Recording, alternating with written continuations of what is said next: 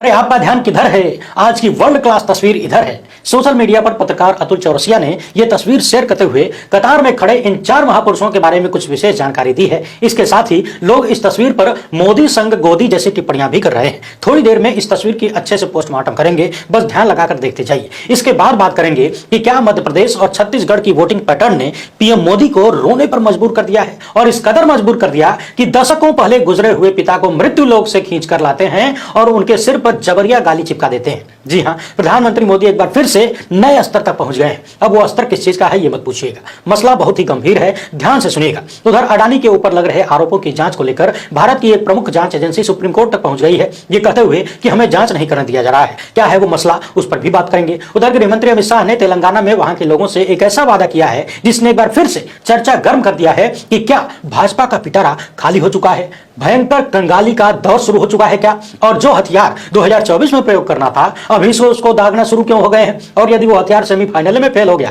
फुस हो गया, जैसा कि दिख भी रहा है, तो फिर 2024 में कौन सा नया हथियार लाएंगे। तो इससे पहले कि उनके हथियारों की बात करें, आप सभी से अनुरोध यह है कि वीडियो को अभी लाइक कर दीजिए, देखने के बाद अच्छा लगे तो शेयर जरूर करिएगा, और पहली बार देख रहे हैं तो चैनल को सब्सक्राइब करके वहीं बगल में घंटा है उसको बजा दीजिए, और बजाने के बाद ऑल पे क्लिक करना बहुत जरूरी होता है, और ये सब करने में 4-5 सेकंड लगता है, आपका कुछ खर्चा भी नहीं होता, लेकिन हमारे लिए बहुत महत्वपूर्ण है। इसीलिए अनुरोध है कि सबसे पहले ये काम निपटा लीजिए। इसके अलावा यदि आपको हमारा कार्य अच्छा लगे तो देश को गोदी मीडिया के जहर से बचाने के क्रम में इस क्यूआर कोड या फिर मोबाइल नंबर का प्रयोग करते हुए हमें आर्थिक रूप से मजबूत करने का प्रयास जरूर करें। बहुत बहुत धन्यवाद। सबसे पहले इस खबर पर ध्यान दीजिए। कहा जाता है कि बच्चे देश का भविष्य होते हैं, और देश का भविष्य ही यदि बीमारियों से लड़ने में सक्षम न हो, यानी बीमार हो, तो फिर विश्व गुरु कैसे बनेंगे। WHO और US centre for disease control and prevention की रिपोर्ट के अनुसार वैश्विक स्तर पर महामारी के दौरान खसरा टीकाकरण 2008 के बाद से सबसे निचले स्तर पर गिर गया, जिससे साल 2022 में मौतों में 43% की वृद्धि हो गई। इसी साल भारत में खसरे के 40,000 से अधिक मामले दर्ज हुए। इस रिपोर्ट में बताया गया है कि साल 2022 में केवल भारत में ही 11 लाख से अधिक बच्चों को खसरे का बेहद महत्वपूर्ण पहला टीका नहीं लग सका। इसके साथ ही भारत को उन 10 देशों में शामिल कर दिया गया है जहां ऐसे बच्चों की संख्या सबसे अधिक है जिन्हें पहला टीका नहीं मिला।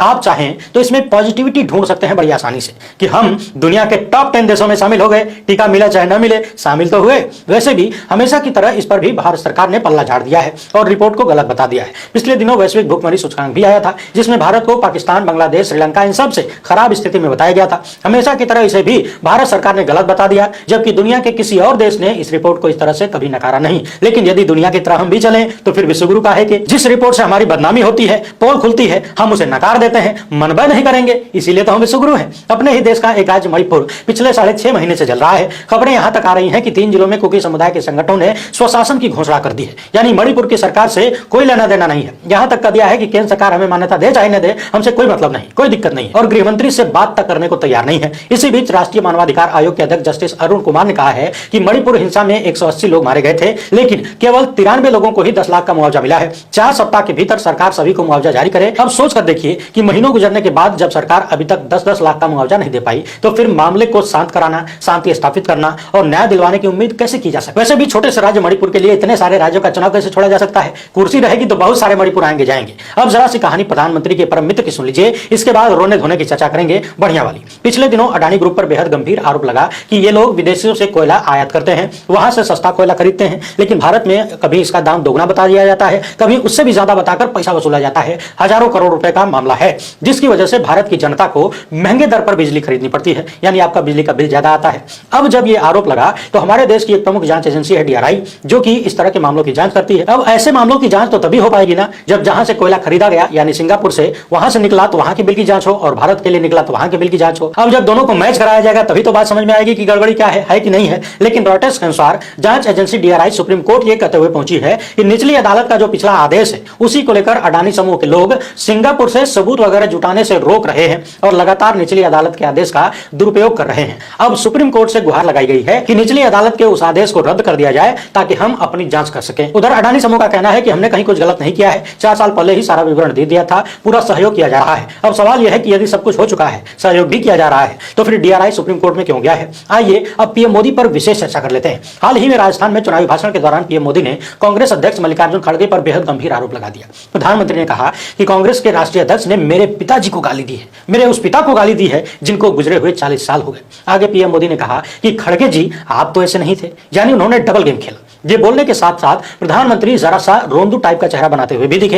एक्टिंग ऐसी थी कि यदि कोई पहली बार देखे तो सच मान दे और मान जाए कि कांग्रेस के अध्यक्ष बहुत गड़बड़ आदमी है यार, बहुत खराब आदमी है। भला कैसे कोई प्रधानमंत्री के 40 साल पहले गुजरे पिता को गाली दे सकता है। और निश्चित ही कोई भी व्यक्ति इतने बड़े पद पर बैठे हुए आदमी की बातें सुनेगा तो सुनकर यकीन तो करेगा ही, लेकिन जब आप 10 सालों से लगातार इसी तरह की बातें सुनते आ रहे हो और उनके पीछे की हकीकत भी जानते आ रहे हो, खुलती हुई पोल देखते आ रहे हो, तो संदेह भी पैदा होता है। और आजकल पीएम मोदी को लेकर यही चलन शुरू हो गया है कि जब भी वो कुछ बोलते हैं तो उनकी बातों का तुरंत पोस्टमार्टम शुरू हो जाता है। लोग जांचने लगते हैं कि सही बोल रहे हैं कि झूठ। लेकिन दुख की बात यह है कि अक्सर झूठा निकलता है, और इस बार तो झूठ ही नहीं बल्कि महाझूठ निकल गया।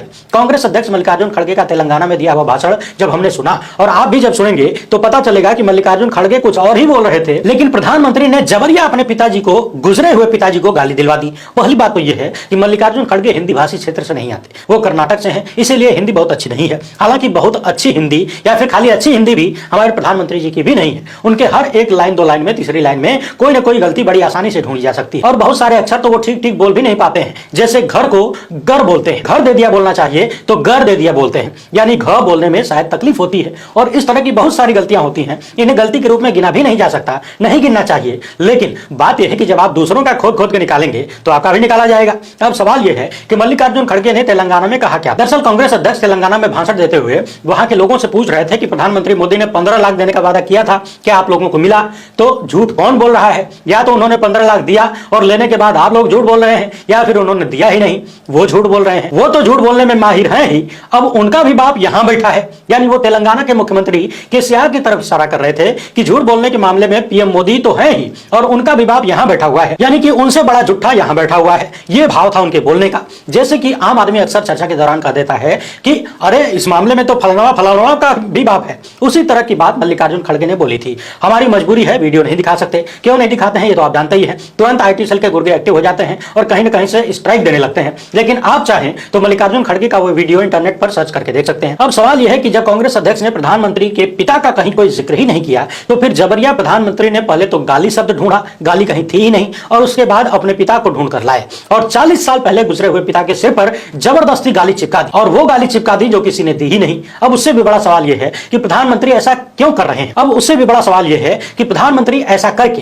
क्या अपने ही पिता को अपमानित नहीं कर रहे हैं? क्या लोगों की सहानुभूति पाने के लिए और सहानुभूति के बदले वोट पाने के लिए अपने ही पिता को जबरिया गाली दिलवाई जा सकती है? और क्या यह सब कुछ देश के प्रधानमंत्री को शोभा देता है? कुछ साल पहले तक, जब तक उनकी माताजी जीवित थी, आरोप लगता था कि उनका भरपूर राजनीतिक प्रयोग किया जाता है, दिखावे के लिए फोटो, कैमरा, वीडियो भर भर के बनाए जाते हैं, लाइन में खड़ा कर दिया जाता है। नोटबंदी के समय लोगों ने यह भी कहा कि हिंदू धर्म का पालन करते हैं, लेकिन माता के गुजरने के बाद बाल तक नहीं मुड़वाए। लेकिन इन सब के बावजूद अभी राजस्थान में प्रधानमंत्री ने जो किया है, जबरिया अपने पिता को गाली दिलवाने वाली बात, यह जरा अतिशयोक्ति हो। इस कदर नाले में उतरना शायद बड़े से बड़े भक्त को भी अच्छा न लगे। हालांकि भक्तों को मल्लिकार्जुन खड़गे द्वारा कही गई बातों को सुनना बहुत जरूरी है, उसके बाद ही समझ में आएगा कि प्रधानमंत्री ने कितना गलत बोला है और कितना बड़ा महाझूठ बोला है। अब उससे बड़ा सवाल यह है कि प्रधानमंत्री को ऐसा करना क्यों पड़ रहा है। यदि आप पिछले कुछ सालों का इतिहास उठाकर देखें तो पीएम मोदी ऐसा तब करते हैं जब उनके बहुत सारे हथियार फेल होते हुए दिखते हैं, यानी जब उन्हें चुनावी हार दिखती है, वोटों का नुकसान दिखता है, तब जाकर वो विक्टिम कार्ड खेलने का प्रयास करते हैं। शुरू के कई सालों में विक्टिम कार्ड चला भी, लेकिन पिछले कुछ सालों में ऐसा देखा जा रहा है कि प्रधानमंत्री जब विक्टिम कार्ड खेलने की शुरुआत करते हैं तो पासा पलट जाता है। हाल फिलहाल में कर्नाटक चुनाव को देख लीजिए, वहां पर भी उन्होंने बाकायदा वजन करके, वजन वाली मशीन लाकर नाप तोड़कर बताते थे कि प्रतिदिन हमको 2 किलो 4 किलो गाली मिलती है। उससे पहले यह भी कहते थे कि गालियों को हम विटामिन के रूप में ले लेते हैं। कर्नाटक में बाकायदा गिनकर बताते थे कि हमें 91 गालियां दी गई हैं। उधर उन्होंने विक्टिम कार्ड खेलना शुरू किया, और इधर कांग्रेस अध्यक्ष मल्लिकार्जुन खड़गे, प्रियंका गांधी और राहुल गांधी ने बोलना शुरू किया कि आप प्रधानमंत्री हैं, जनता के सामने जा रहे हैं तो उनका दुख सुनिए, आप अपना दुखड़ा गाने लगते हैं। प्रियंका गांधी ने तो यहां तक किया कि मैंने पहला ऐसा प्रधानमंत्री देखा है जो अपना ही दुखड़ा रोते रहते हैं, वो जनता का दुख कब सुनेंगे। और कर्नाटक का परिणाम क्या हुआ, चुनाव परिणाम, ये तो आपने देखा ही। इसके साथ ही कर्नाटक में गाय से लेकर हिजाब तक, बजरंग बली से लेकर बजरंग दल तक सबका प्रयोग किया गया, मगर इन सब के बाद भी चुनावी परिणाम बीजेपी के लिए बहुत ही कष्टदायक रहा। उस वक्त भी हमने कहा था कि कर्नाटक का चुनाव जिसके पक्ष में जाएगा उसका भविष्य संवारेगा। बीजेपी जीत गई तो 2024 में और मजबूत हो जाएगी, कांग्रेस जीत गई तो बोहनी अच्छी हो जाएगी। फिलहाल कांग्रेस की बोहनी अच्छी हो चुकी है और हद से ज्यादा अच्छी हो चुकी है। और हाल फिलहाल में जो 5 राज्यों के विधानसभा चुनाव हो रहे हैं, इनमें भी बताया जा रहा है कि कांग्रेस की स्थिति ठीक ठाक है। और इन सब के बाद मध्य प्रदेश तथा छत्तीसगढ़ में जिस तरह का वोटिंग पैटर्न देखने को मिला है, उसे देखकर यह अंदाजा लगाया जा रहा है कि छत्तीसगढ़ में तो बीजेपी ज्यादा पीछे है, वहीं मध्य प्रदेश में भी हालत खराब नजर नजर आ रही है। इंटरनल सर्वे के हवाले से बताया जा रहा है कि मध्य प्रदेश में बीजेपी को 30 सीटों का नुकसान हो सकता है। और बड़ी बात यह है कि दिल्ली से जो सांसदों और केंद्रीय मंत्रियों को भेजा गया था कि अपनी सीट तो जीतेंगे ही, इसके साथ ही आसपास की सीटों को भी जितवा कर लाएंगे, उनकी हालत ऐसी बताई जा रही है कि आसपास का तो छोड़िए, अपना भी निकाल लें वही बहुत है, अगल बगल का तो भूल ही जाइए। वही सवाल यह भी उठने लगा है कि यदि केंद्रीय मंत्रियों और सांसदों का यह हाल है कि विधायकी का चुनाव नहीं जीत पा रहे हैं, तो फिर कुछ महीने बाद लोकसभा का जो फाइनल इलेक्शन होना है उसमें ये लोग क्या कर पाएंगे। उधर चर्चा यह भी हो रही है कि छत्तीसगढ़ और मध्य प्रदेश में जिस तरीके की वोटिंग हुई है उसे देखकर ही प्रधानमंत्री इतने विचलित हो चुके हैं कि अब वो रोना धोना शुरू कर दिए हैं और जबरदस्ती झूठ बोलकर अपने पिताजी को गाली दी गई ये बात लोगों के सामने रख रहे हैं। राजस्थान में प्रधानमंत्री मोदी ने कुछ और विशेष बातें कही हैं, इनको भी सुन लीजिए। इसके बाद गृहमंत्री की बातें जरूर सुनिएगा और बताएंगे कि कैसे बीजेपी को जो हथियार कुछ महीने बाद निकालना था वो अभी से निकालकर भागना शुरू कर चुके हैं। कर्नाटक में प्रधानमंत्री ने कहा कि एक तरफ कांग्रेस की लूट का लाइसेंस है, दूसरी तरफ मोदी की गारंटी कार्ड है। आपका भरोसा किस पर है? मोदी की गारंटी पर पूरा देश भरोसा करता है और उसके कुछ ठोस कारण है, हवाबाजी नहीं है। गारंटी पूरा करने के लिए समय का प्रत्येक पल दिन रात खपा दिया। गारंटी दी थी जम्मू कश्मीर से 370 हटाएंगे, अयोध्या में राम मंदिर बनाएंगे, 3 तलाक खत्म करेंगे, ये सभी गारंटी पूरी कर दी। अब यहां सवाल ये उठा है कि 370 हटाने से जम्मू कश्मीर की परिस्थितियों में कितना बदलाव आया। सवाल ये होना चाहिए कि कागज में गरीबी मिटाकर हासिल क्या होता है? क्या कागज पर गरीब की जगह अमीर लिख देने से देश की गरीबी मिटाई जा सकती है? ठीक उसी तरह से कागजी तौर पर 370 हटा देने से क्या परिस्थितियों में बदलाव आया? क्या आतंकवाद समाप्त हुआ? और जिस तरीके से वहां के लोगों का राज्य का दर्जा छीना गया है, उससे जो नाराजगी है उसका हल कब निकलेगा? यदि सब कुछ ठीक है जम्मू कश्मीर में, तो फिर जम्मू कश्मीर में आए दिन हमारे जवान शहीद क्यों हो रहे हैं? जम्मू कश्मीर में चुनाव कराने की स्थिति में सरकार अभी भी क्यों नहीं पहुंच पा रही है? आगे पीएम मोदी ने राम मंदिर का क्रेडिट लेने की कोशिश की, तो यहां सवाल यह उठता है कि एक वक्त था जब इंटरव्यू में पीएम मोदी से पूछा गया कि आप कानून बनाकर राम मंदिर क्यों नहीं बनवा देते, तो उन्होंने कहा कि मंदिर बनवाना सरकार का काम नहीं है, मामला सुप्रीम कोर्ट में है, जो होगा सुप्रीम कोर्ट के आदेश से होगा। यानी एक वक्त में जो व्यक्ति साफ साफ पल्ला झाड़ रहे थे कि सरकार का काम मंदिर बनवाना नहीं है, आज उसी मंदिर को लेकर अपनी पीठ थपथपा रहे हैं और चुनावी माहौल बनाया जा रहा है। आगे उन्होंने 3 तलाक का जिक्र किया, लेकिन इन सबसे बड़े सवाल तो ये हैं कि जो आम आदमी के मुद्दे थे उनका क्या? गारंटी तो हर साल 2 करोड़ रोजगार देने की भी की गई थी। अब तक 18 करोड़ से अधिक रोजगार मिल जाना चाहिए था, कितना मिला? 100 स्मार्ट सिटी की भी गारंटी थी, काला धन वापस लाने की गारंटी थी, लोगों को मुफ्त में 15-20 लाख रुपया मिल जाएगा, यूं ही मिल जाएगा, यह भी कहा गया था। देश से भ्रष्टाचार मिटा देंगे, यह भी कहा गया था। महिलाओं को सुरक्षा देंगे, पेट्रोल डीजल के दाम आधे हो जाएंगे, इस तरह की बातें भी सामने आई थी। एक बाबा थे जो 30-35 रुपया लीटर डीजल पेट्रोल दिलवाने की बात करते थे, आजकल दाम पूछ लो तो पूछ दिखाने लगते हैं, कहते हैं ले उखाड़ लो। देश का कर्जा मिटा देंगे, काला धन समाप्त कर देंगे, डॉलर के मुकाबले रुपया मजबूत हो जाएगा,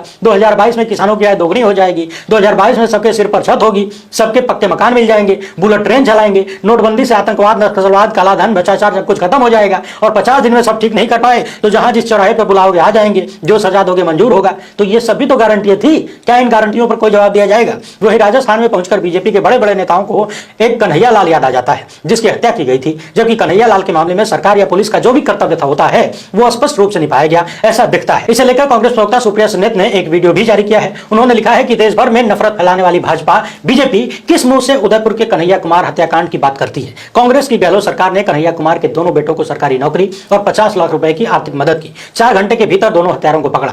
दोनों आतंकी भाजपा के कार्यकर्ता निकले, वो भाजपा के माइनॉरिटी सेल के सदस्य थे। 1.5 साल से जांच एनआईए के पास है, सारे साक्ष्य हैं, अब किस बात का इंतजार है? यानी कांग्रेस का कहना है कि इस मामले में हमें जितना करना था या किसी सरकार को जो भी करना चाहिए था उससे आगे बढ़कर हमने सब कुछ कर दिया। केंद्रीय जांच एजेंसी एनआईए 1.5 साल से क्या कर रही है? वैसे यहाँ एक सवाल और होना चाहिए, भाजपा की जो डबल इंजन सरकार मणिपुर में मारे गए 180 लोगों में से लगभग आधे को आज तक 10 लाख का मुआवजा नहीं दे सकी, वो किस मुंह से राजस्थान के एक मामले को लेकर इतना तूल दे रही है, जबकि वहां पर तो सब कुछ किया गया। जाहिर सी बात है मामला है सांप्रदायिक मोड़ देने का। अब जरा इस तस्वीर को भी देख लीजिए, पत्रकार अतुल चौरसिया ने इसे शेयर किया है। इस तस्वीर में कौन कौन से बड़े बड़े चेहरे हैं पहचानते तो होंगे ही आप। अतुल चौरसिया लिखते हैं कि प्रधानमंत्री की यह तस्वीर ऐतिहासिक है। पहला व्यक्ति 100 करोड़ वसूली के आरोप में जेल जा चुका है, दूसरा भड़काऊ भाषण और टीआरपी घोटाले में जेल जा चुका है, तीसरा मनी लॉन्ड्रिंग के मामले में जेल जा चुका है और चौथे का भाई जेसिका लाल का हत्यारा है। मुझे लगता है इतने से आप समझ गए होंगे कि ये चारों हाथ जोड़कर क्यों खड़े हैं। वैसे यहाँ एक बात और कही जा सकती है, न तो प्रधानमंत्री ने इन चारों का कोई सम्मान किया पत्रकार के रूप में और न ही इन चारों ने प्रधानमंत्री का कोई सम्मान किया पत्रकार के रूप में।